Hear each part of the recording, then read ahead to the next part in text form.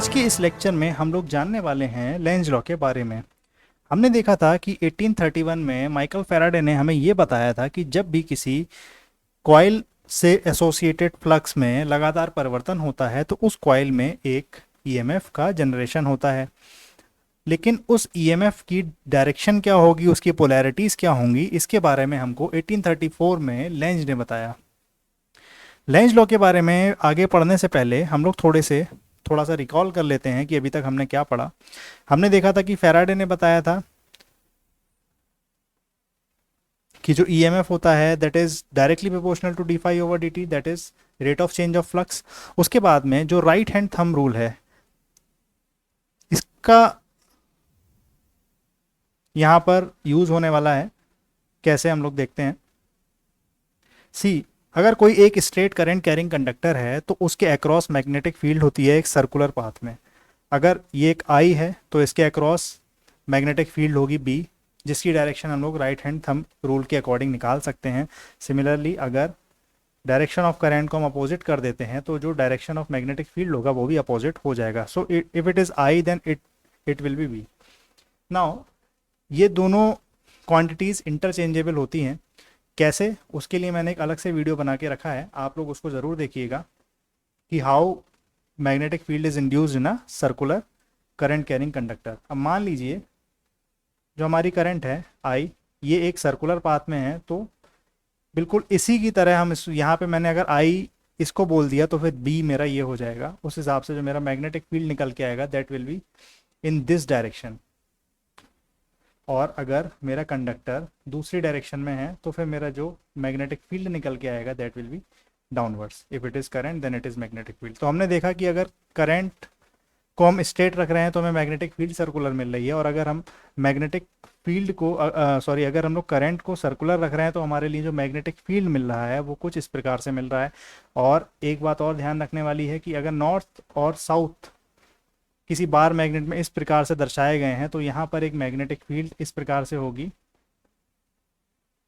North से south की ओर इन द एयर, और within the magnet it will be heading from south to north. ठीक है, ये हमें अब तक कंसेप्ट हमारा क्लियर हुआ। उसके बाद में हम राइट हैंड थंब रूल का ही अप्लाई करके एप्लीकेशन से हम ये और फाइंड आउट कर सकते हैं अपने शॉर्टकट के लिए, हमें आगे लेक्चर में समझने में दिक्कत ना हो। अगर ये करंट एक सर्कुलर करंट कैरिंग कंडक्टर है तो इसमें यहाँ पर जो डायरेक्शन ऑफ मैग्नेटिक फील्ड होगी ये कुछ इस प्रकार से होगी कि ये आउट ऑफ द पेज यानी टुवर्ड्स द ऑब्जर्वर आएगी, और यहाँ पर ये इनटू द पेज जाएगी। ठीक है, और यहाँ पर जो बनने वाला पोल होता है दैट इज नॉर्थ पोल, और यहाँ पे जो पोल बनता है दैट इज साउथ पोल। इसके बारे में डिटेल में एक वीडियो में मैंने बताया है। तो अब हम लोग बात करते हैं लेंज लॉ की। लेंज लॉ ने ये बताया कि अगर ईएमएफ प्रोड्यूस हो रहा है कॉइल में, ईएमएफ कब प्रोड्यूस होगा, जब उसमें उसके फ्लक्स लिंकेजेस में लगातार परिवर्तन होगा। तो अगर ईएमएफ प्रोड्यूस हो रहा है तो वो ईएमएफ अब उस कॉज का विरोध करेगा, उस कारण का विरोध करेगा जिसकी वजह से वो प्रोड्यूस हो रहा है।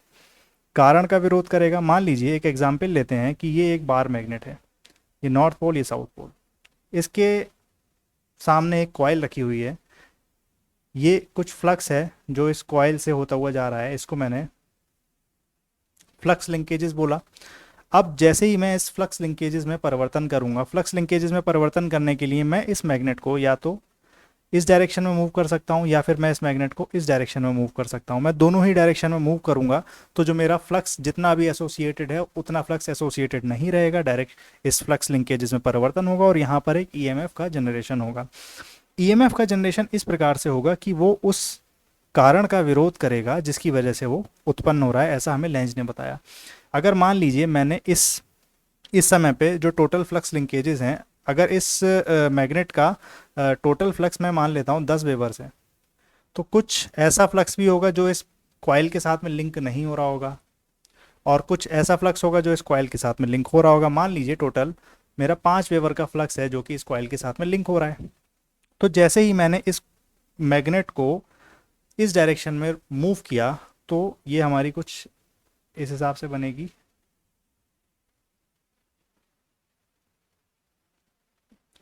इस स्थिति में अब ज़्यादा फ्लक्स होगा जो इस कॉयल के थ्रू पास होगा, यानी कि जो फ्लक्स लिंकेजेस हैं मेरी, वो मेरी बढ़ जाएंगी। तो फ्लक्स लिंकेजेस मान लीजिए इस केस में मेरी हो गई 8 वेवर्स, क्योंकि मेरा टोटल 3 वेवर्स का फ्लक्स में चेंजेस हुआ है। मान लीजिए टोटल प्रोसेस हुआ 1 सेकंड के भीतर, तो यहाँ पर जो मेरा d phi over d t निकल के आता है वो मेरा 3 निकल के आता है। तो मुझे यहाँ पे दिख रहा है कि मेरे फ्लक्स में परिवर्तन हुआ है। तो आई एम श्योर कि यहाँ पर ईएमएफ का जनरेशन तो होगा, ईएमएफ जनरेट होगा। अब ईएमएफ इस कॉइल में जो करंट उत्पन्न करेगा वो किस डायरेक्शन में होगी। मान लीजिए ये कॉइल है तो वो एंटी क्लॉकवाइज हो सकती है या फिर क्लॉकवाइज हो सकती है। ये हमें बताया लेंज ने कि उसकी डायरेक्शन डिसाइड करेगी। ये डायरेक्शन इस प्रकार से बनेगी कि मैग्नेट के मोशन का विरोध करे। इस मैग्नेट के मोशन की वजह से ही ईएमएफ जनरेट हो रहा है, तो इस मोशन का विरोध हो। इस मोशन का विरोध कैसे हो सकता है? देखिए यहाँ पर नॉर्थ पोल है, अगर मैं यहाँ पर भी नॉर्थ पोल लगा दूँ किसी तरीके से, तो ये नॉर्थ एंड नॉर्थ एक दूसरे के लिए रिपेल करेंगे। तो अगर मोशन इस डायरेक्शन में है तो ये नॉर्थ पोल इस मैग्नेट को इस डायरेक्शन में फेंकने का प्रयास करेगा। और यहाँ पर नॉर्थ पोल जनरेट अगर हमें करना है, बनाना है, तो क्या होना चाहिए? उस कॉइल में जो डायरेक्शन है वो एंटी क्लॉकवाइज होनी चाहिए। अगर एंटी क्लॉकवाइज डायरेक्शन होती है तो फिर हमें नॉर्थ पोल बनता हुआ मिलता है। ठीक है, हमें ये समझ में आया। तो एक बार इसको थोड़ा सा और देख लेते हैं। हमने देखा कि अगर हमारा नॉर्थ एंड साउथ ये मैग्नेट कॉइल की तरफ अप्रोच कर रहा है तो यहाँ पर नॉर्थ पोल बन रहा है। और नॉर्थ पोल यानी कि इस कॉइल में जो डायरेक्शन ऑफ करंट है दैट इज एंटी क्लॉकवाइज। तो नॉर्थ पोल बनने से ये इस मोशन को यहाँ इस डायरेक्शन से मैग्नेट से कॉइल की तरफ जाने के लिए इसका अपोज करेगा, क्योंकि सेम पोलैरिटीज एक दूसरे को अपोज करती हैं। अब दूसरा केस ले लेते हैं कि अगर हमने इस मैग्नेट को इस कॉइल से दूर लेकर जा रहे हैं। अगर हम इस मैग्नेट को इस कॉइल से दूर लेकर जा रहे हैं तो भी फ्लक्स लिंकेजेस में परिवर्तन होगा। पहले वाले केस में हमने लिया था कि हमारी टोटल फ्लक्स लिंकेजेस 5 थी। अब मान लीजिए जब हम दूर लेकर जा रहे हैं तो अब ये जो फ्लक्स लिंकेजेस हैं मात्र 3 वेवर्स की रह गई। तो फ्लक्स में मेरी कमी हुई है। फ्लक्स में कमी हुई है तो ईएमएफ तो जनरेट होगा, क्योंकि फ्लक्स लिंकेजेस में कमी हुई है। तो जब ईएमएफ जनरेट होगा वो उसकी डायरेक्शन क्लॉकवाइज या एंटी क्लॉकवाइज, उस ईएमएफ से जनरेट होने वाली करंट की डायरेक्शन क्लॉकवाइज या एंटी क्लॉकवाइज दोनों हो सकती हैं।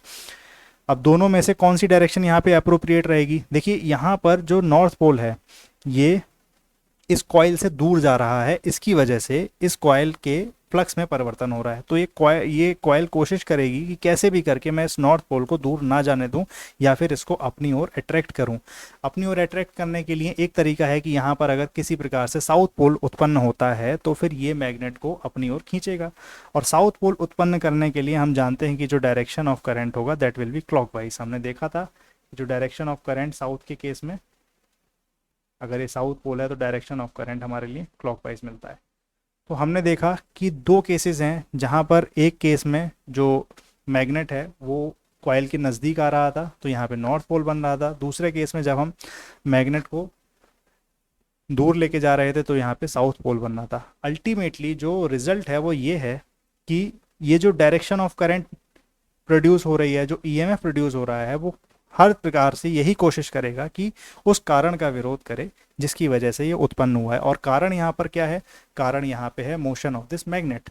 हो सकता है कि हम लोग मैग्नेट को स्थिर रख के और इस कॉइल को मूव कर रहे हो, जो मोस्ट ऑफ द केसेस में हम लोग देखते हैं डीसी मशीन्स हो या कोई भी हो जिसमें मैग्नेट्स हमारे कांस्टेंट होते हैं और जो डायरेक्ट जो मोशन होता है वो हमारे कॉइल में होता है।